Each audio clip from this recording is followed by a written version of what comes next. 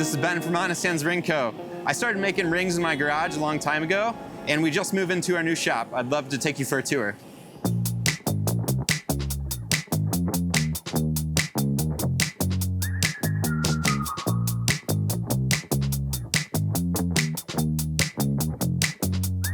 First part of the tour, I love to start with our receiving and our order fulfillment. So this is kind of headquarters of Honest Hands Ring Co. This is how we track all of our orders that are coming in.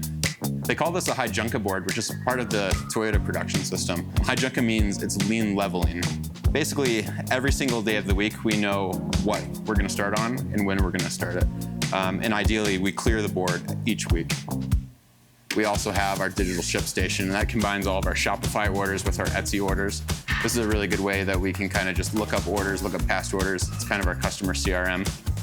We also keep a decent amount of our inventory right here. So basically any standard production ring that we use a ring blank with, we are keeping in stock here, in addition to all of our customizable black titanium. Really the only metal that we're not stocking on a production level is gold.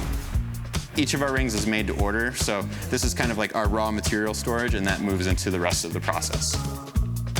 We have cell 1 and cell 2.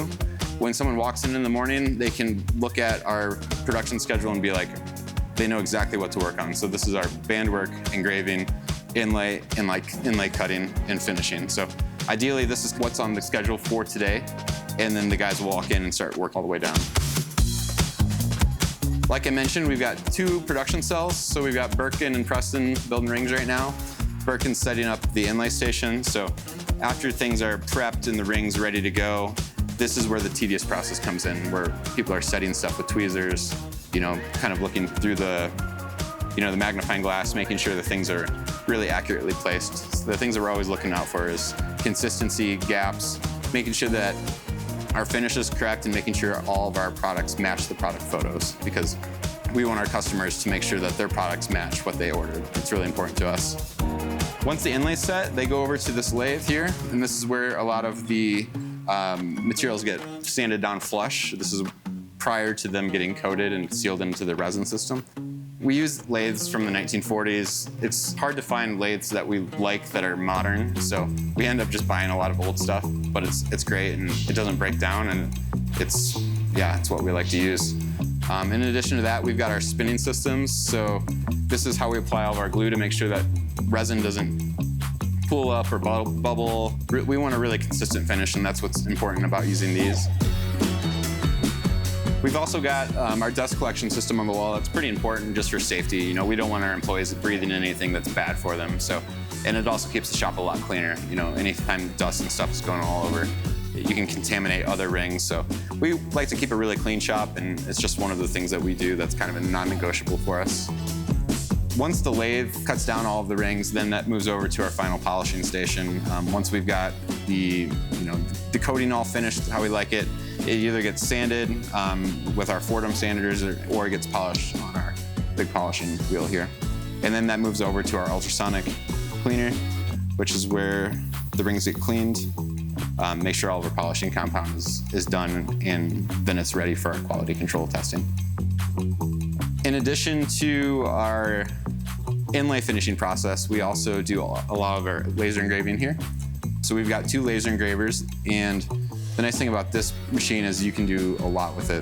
The first thing is custom mount engraving.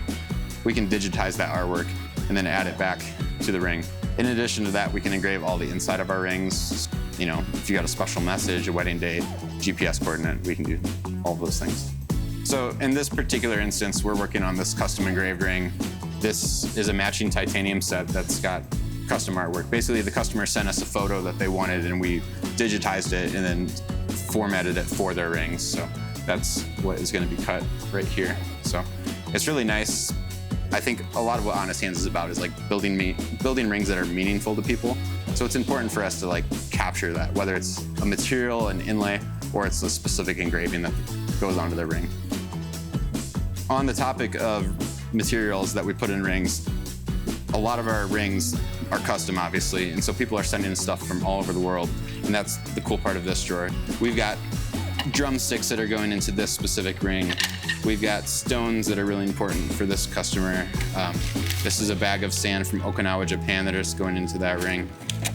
We've got different antlers, feathers, stones, a piece of redwood, cedar. Basically anything you could think that someone would want in a ring, we've figured out how to do that. So I'd say like our bread and butter is really the hard stuff, the stuff that people say no to. And it's important for us to figure out how to make that, not only put it in a ring, but how to make it look good. This entire cell here is for all of our wood and antler machining. So when we take these organic materials and we're putting them in a ring, there's actually a really specific tolerance that we have to hit. So that's why this is a CNC machine that we actually use to machine all of our samples. So it takes a chunk of wood like this, and it post machines it into a cylinder with the right dimensions to go into the inside of the inlay. And then our drawer full of antler materials. We start with the chop saw. That takes the antler, chops it into the right sliver size. We touch it up on the sander here, and then it goes over to our post machining, where it gets glued to these laser cut blocks. This is basically a sacrificial layer that we can discard after the antler's cut. One of our biggest purchases we made in the last year or so is our laser welder. This allows us to do a lot of really tricky multi-material welding. So one, we are able to weld all of our castings that come in. Sometimes there's porosity issues that we'll need to fix. It also is a really good way of, like, if there's ever a void or something, or a scratch, or we need to fill in an engraving, we can do that without having to reset the entire inlay. It's a pretty fancy tool. They're actually developed from the medical device and the dental industry, and they've just found that they work really well for the jewelry industry as well. We've used this as a tool to come out with a lot of new products, as well as, fix a lot of our reworks. So in addition to our laser welder, we've also got our jeweler station. So we use this for, either stretching our rings, resizing our rings, pressing gold in, dimpling coin rings, and also using our Fordham hammer to set gold inlays. So a lot of cool tools that we use over here, more in the traditional jeweler sense, as opposed to some of our alternative rings. We do a lot of cool stuff here.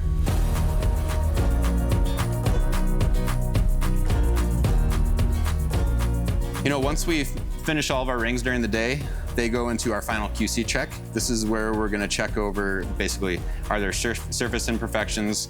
Is the size right? Is the width right? Is the material right? And just a once-over, is everything as we expect it, and is the customer gonna be happy with it? So if something gets to this point and we decide to reject it, that'll go back on the schedule for another day. Or sometimes there's just like a little bit of rework, more cleaning, more polishing. But this is where the buck stops. This is where everything gets the final once over before it is ready for packaging and get boxed up. We handwrite a thank you note for every single ring order. It takes a lot of time, but I think it's one of the small things that people appreciate. And I know I appreciate it whenever I get a package that someone put some thought into and signed. So it's just like one of the little things that we do that I think goes a long way.